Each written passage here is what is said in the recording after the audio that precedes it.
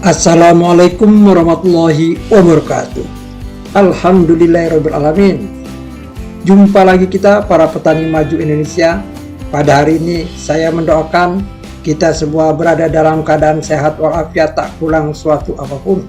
Bahkan kita masih tetap mempunyai semangat yang tinggi serta motivasi yang tinggi juga untuk selalu melakukan hal-hal yang terbaik.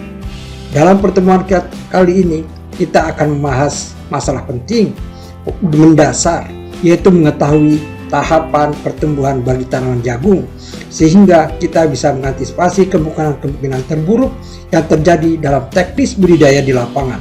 Semoga bermanfaat.